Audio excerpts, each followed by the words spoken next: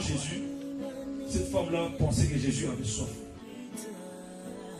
Or, Jésus parlait de quelque chose de spirituel. Jésus était fatigué. Les disciples, ils sont partis pour acheter quelque chose à manger. Parce qu'ils avaient faim. Est-ce que tu peux dire avec moi, Jésus avait faim? Amen. Répète, il était fatigué.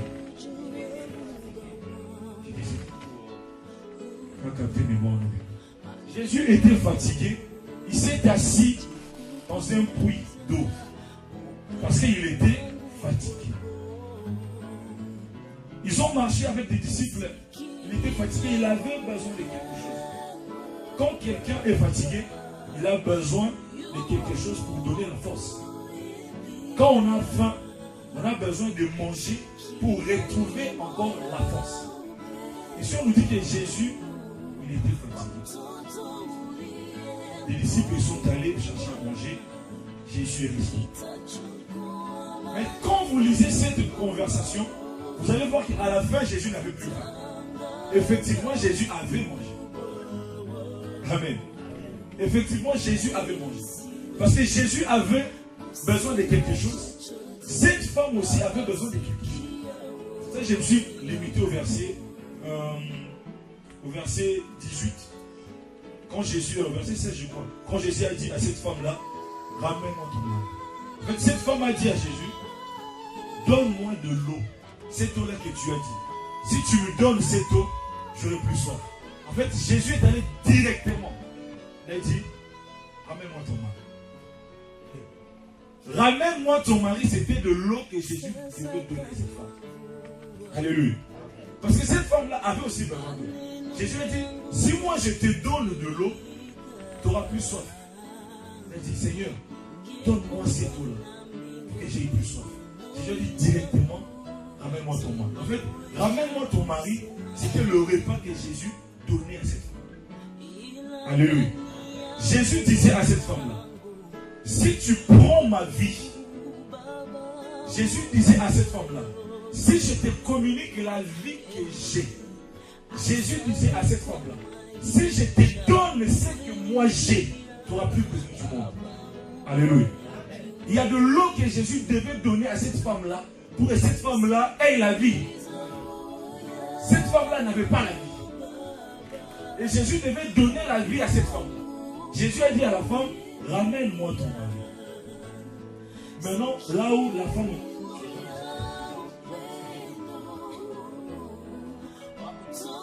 En fait, ce que toi tu penses que Dieu peut te donner, ce que tu penses que c'est que Dieu peut te faire, ce que tu penses que Dieu peut, il l'a déjà fait à la croix.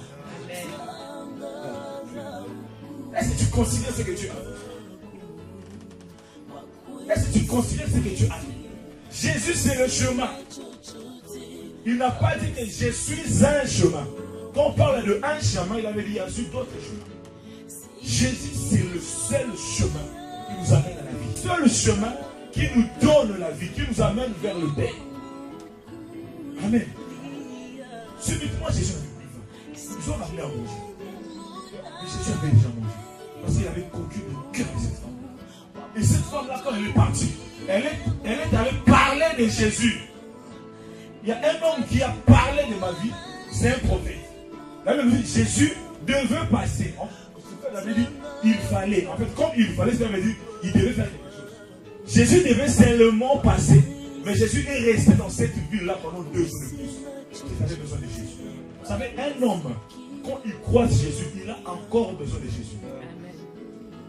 Quand Dieu t'est béni, ne cherche pas d'autres bénédictions. Cherche le Dieu qui t'a béni.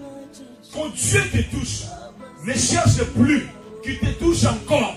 Accroche-toi à celui qui t'a touché. Et quand tu t'accroches à lui, il te touchera encore. Amen. Alléluia. C'est comme ça, bien aimé, nous devons nous accrocher de Jésus. Le verset qu'on a lu dans Jean chapitre 2. Vous savez, en lisant ces versets, j'ai rigolé. En lisant ces versets, j'ai rigolé.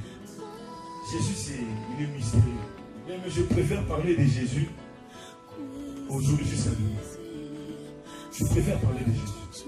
C'est quand même mon album que j'ai sorti, le titre c'est Mon Jésus. J'ai parlé que de Jésus. C'est c'est mon Jésus. Ça maintenant. Alléluia. Moi, je n'ai pas eu de grand frère dans le monde.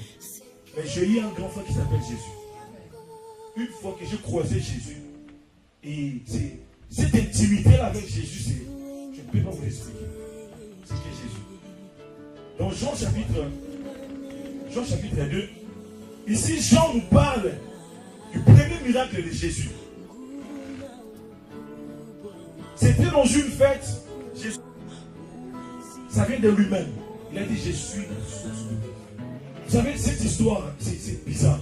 Jésus est allé dans cette dimension de ramener les cœurs, de croire à un Dieu qui peut tout. Parce qu'on nous dit que ce vase-là contenait, ça pouvait contenir 120 litres d'eau. Il y avait 2 vases. Jésus a dit, remplissez de l'eau. Remplissez de l'eau. Et il les a dit, avant de ramener, goûtez de l'eau. Jésus, pour ça, ils ont besoin de vin. Ce n'est pas de l'eau. Mais Jésus a dit, goûtez avant d'aller ramener. Et on nous dit, quand l'ordonnateur de la fête goûtait de l'eau, changée en vin, il goûtait quoi? Il goûtait quoi? Il goûtait de l'eau changée